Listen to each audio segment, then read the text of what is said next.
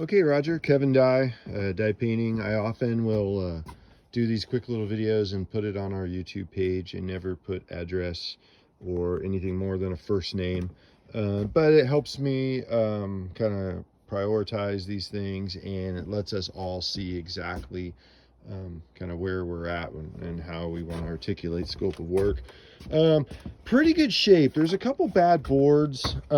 My suggestion, there's a couple bad boards, but it's really not too bad. So I would suggest maybe a power wash, obviously, because we have to clean everything we do. It's imperative that there's a power wash.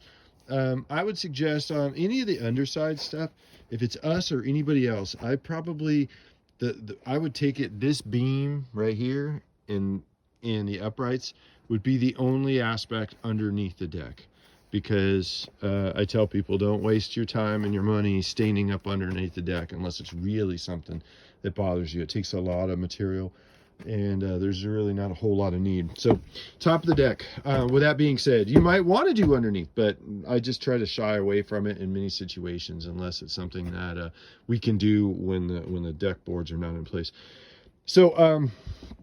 So what I usually do is for a refinish. So a refinish on something like this, we take these screws with the square bits and we resink them 1/16 of an inch, all the way up to 1/4 of an inch. And we resink them into the wood, and then we cut with a hand sander up against the house. And then we run a main heavy sander, which is a huge pad sander that's made for refinishing. And we kind of like sand off all the tops of everything that's bad. And we go in, we just go through, we hammer those so that we drop them all in, and we try to get them as smooth and as much, get rid of the concave. And then we go through in that process, and we redo guys like that one and that one, because I don't want the kicker. We call them kickers.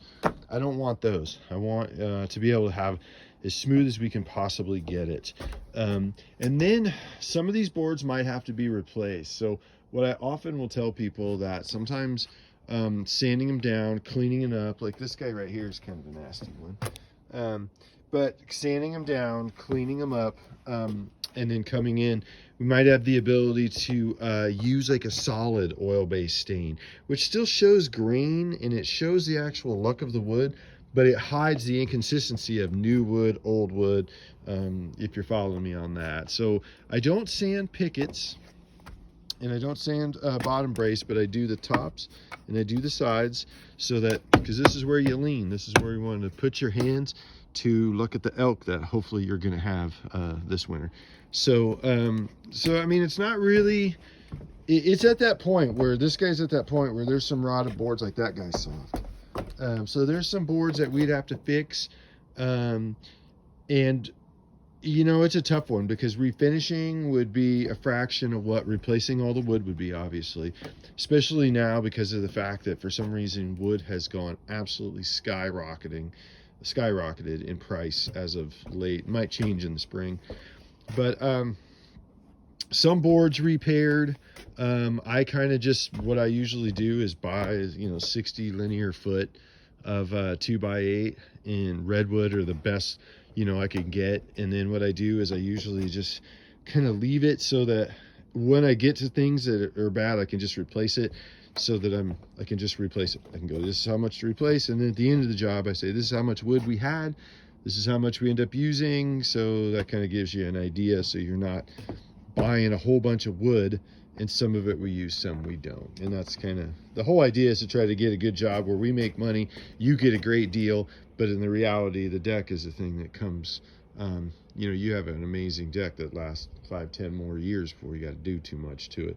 Replacing all the boards would probably be the best thing to do, but again, cost wise, that might not be, that it's definitely going to be expensive right now. But we could definitely get in and do a lot of fixing and clean a lot of stuff up, throw the big sanders on them, sand this booger down, and then and really make it nice. And there's a couple other things we can do too. I mean, we could do a solid brown and do the pickets almost in like a reddish brown to kind of give you a contrast too, and that would be the same cost.